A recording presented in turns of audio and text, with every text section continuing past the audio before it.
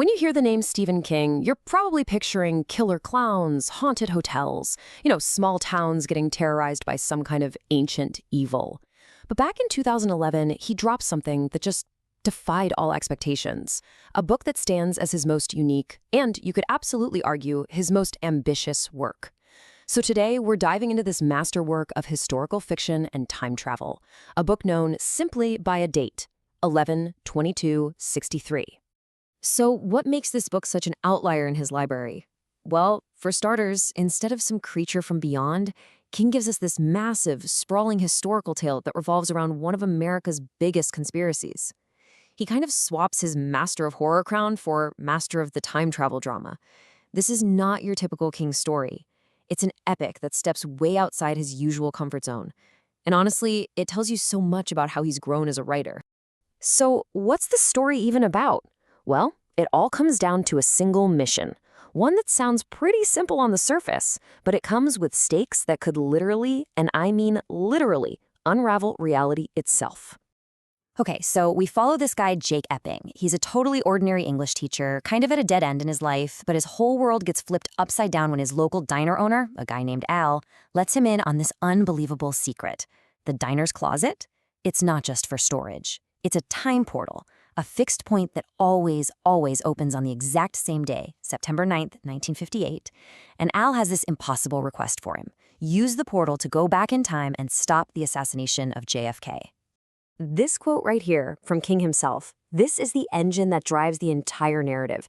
You see, the story isn't just about if you can change the past. It's about the much more terrifying question, what happens if you actually do? That's the real horror at the heart of this book. And this is where Stephen King's horror roots come roaring back, but in a totally unique way. Because in this universe, time isn't just some river you can casually step into. No, it's a living, breathing thing, and it really does not like to be changed. King introduces this key idea. The past is obdurate. What does that mean? It means it's stubborn, like really stubborn. It actively fights against being changed, and it becomes the story's true villain. A kind of supernatural force that will do anything to keep the timeline the way it's supposed to be. And the more you try to change a big event, the harder it fights back. The way the past pushes back is just brilliant. At first, the resistance feels like just, really bad luck, a freak car crash, a sudden fire that destroys his notes. But as Jake gets closer to his goal, the past starts to play dirty. It starts targeting the people he loves, turning his only ally, Bill, against him and physically hurting his girlfriend, Sadie. And when all of that fails, it goes for the jugular, arranging for a mob beating that gives Jake amnesia just weeks before the assassination. But hey, the past isn't the only thing he's up against. There's another key character in this story, this mysterious man who guards the time portal. And he's not a villain. He's something far more tragic. He's a living, breathing warning sign of the true cost of messing with time. He's known as the Yellow Card Man, and he describes his own job as being a babysitter for the timeline. See, he can't interfere. He can only offer this simple, chilling warning. You shouldn't be here.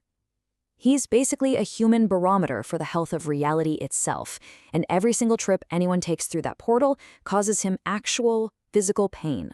The color of the card on this guy's hat is a direct sign of the state of things. So when Jake first meets him, the card's yellow. That means the timeline is stable.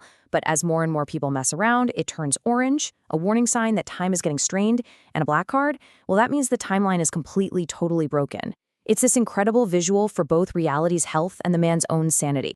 So why is he in so much pain? The Yellow Card Man explains that every single trip into the past creates a new string, like a separate timeline.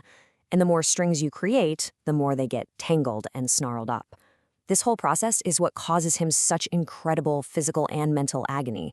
So Al's many trips to buy cheap meat, and then Jake's massive mission, they're literally driving this man insane. Okay, so all of this builds to the final, absolutely devastating question. What happens when Jake finally succeeds? What is the ultimate price for changing maybe the single most important event of the 20th century? And here's the wild part. He does it. He actually does it. After years of planning, fighting the past, and so much personal sacrifice, Jake Epping succeeds. He stops Lee Harvey Oswald. He saves John F. Kennedy. And for a moment, it really seems like a happy ending. But when he returns to his own time, it is an absolute nightmare. Saving JFK didn't create a utopia. It created an apocalypse. The world is a polluted, war-torn wasteland, completely destroyed by new global conflicts that never should have happened. The butterfly effect wasn't some tiny ripple. It was a tidal wave that just drowned the entire world. This is the ultimate, horrifying answer to King's central question. So in the end, Jake's great victory was actually a cataclysmic failure, and he's faced with this just heartbreaking choice. He has to go back one last time, undo everything he did, and let history play out exactly as it was meant to. And that means letting JFK die, and this is the most painful part, erasing the beautiful life and the incredible love he found in the 1960s forever. The conclusion is it's a gut punch. He saves the world by accepting its flaws and completely sacrificing his own happiness. It's not a happy ending. It's not just a sad one. It is, as this quote perfectly nails, one of the greatest bittersweet endings in modern literature. And that leaves all of us with the story's profound final thought. It completely shifts the question. It's not about whether you can change the past. It's about the much more complicated moral dilemma of whether you should. And that's a question that stays with you long, long after you finish the last page.